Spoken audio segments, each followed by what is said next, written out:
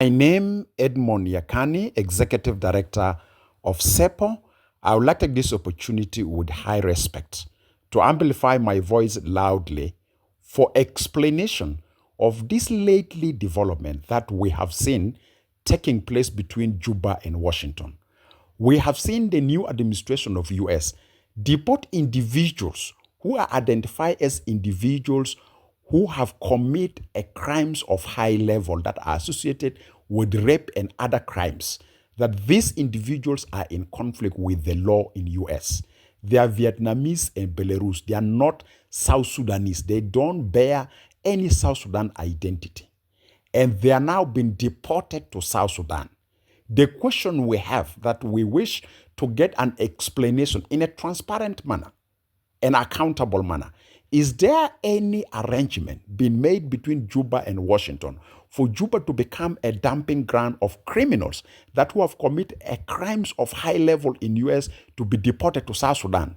We have seen this development for the few months. We have been so silent because we have been watching. Now it has reached to a peak of no more tolerance for silence about it.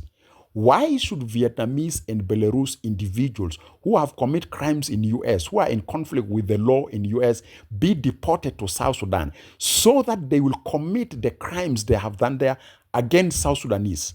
Or South Sudan is the land of a less human that we deserve to receive perpetrators of human rights violations in South Sudan without any public explanation, without any transparent arrangement between Juba and Washington? We respect and we honor the statement made officially by South Sudan spokesperson of South Sudan Police Service that these individuals will be deported back to their respective countries. And we take this statement serious without any joke, without any patience, without any tolerance, with a high respect of constructive and respect of human rights and rule of law. We need to see these individuals not staying in South Sudan. They should be deported to their respective countries immediately, because soon we'll be receiving criminals across the globe deported to South Sudan, and they will commit crimes against us South Sudanese, as if South Sudan is a land that deserves to receive criminals that have committed crime against the law in US or who are in conflict with the law in US to be dumped to South Sudan. And our appeal and our call to our national parliament in Juba and to the leadership in Juba, if there's any agreement that was made between Juba and Washington for South Sudan to be a dumping ground of individuals who are in conflict with the law in US to South Sudan, we need an explanation for that and need to be done in a transparent manner. This should be the first and the last. We will not remain silent anymore.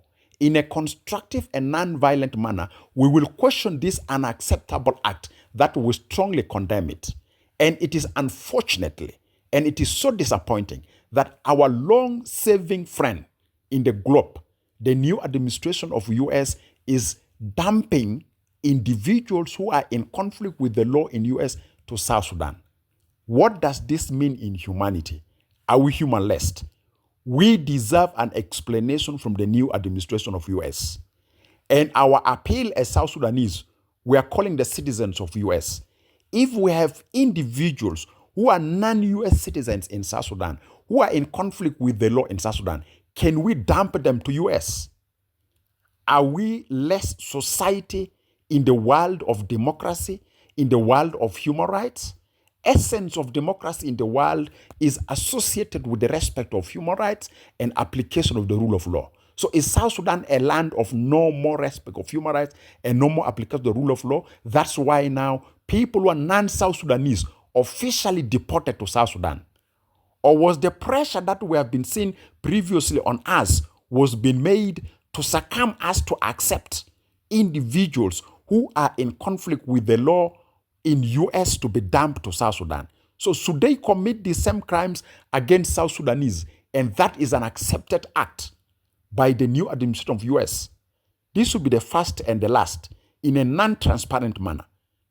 When we demand transparency and accountability, we must practice it. Why should this individual be deported that we only come to learn from media that these are individuals who have committed serious crimes in US? who are in conflict with the law in US, and US failed to deport them to their respective countries, but they're deported to South Sudan, and they have nothing to do with South Sudanese nationality. And our government, our question to you, Your Excellency President, why should such practice been carried out, and why should criminals be brought to live with us and commit the crimes they've committed in US against us as South Sudanese citizens? With due respect, with honor, as a human rights defender, we are disappointed. It is an unaccepted act. These individuals are not South Sudanese. If they are South Sudanese, we welcome them as our brothers and sisters. And if they're in conflict with the law, they will face the consequences of the law in South Sudan as what our law defines as a rights that need to be respected. But a non-South Sudanese, Vietnamese, Belarus, to be deported to South Sudan while they have a very bad track record. And why should our government accept individuals of high track record crimes to be deported to South Sudan? This is serious. The voice I'm raising is a voice of constructive argument and respect of rule of law, respect of human rights. We are human enough like any other human in the world, like US citizens. We are not a dumping ground for criminals who are in conflict with the law and who have committed serious crimes in US to be dumped to us in South Sudan. And our appeal to our government is that the official spokesperson of the police should be executed immediately. We don't want to see criminals of other nationalities who are deported to South Sudan by US administration or any other government else to commit a crime against our own citizens. We are not a farms that receive criminals to exercise crimes against us. This is enough, and this call is after long silence that we have seen. We are raising it up constructively. As a human rights defender, we are appealing for our rights to be respected like rights of any human being in any part of the world. We are not a farm where criminals can come exercise crimes against us. And please, our government, let these nationalities go back to their respective governments and they go and face the law there.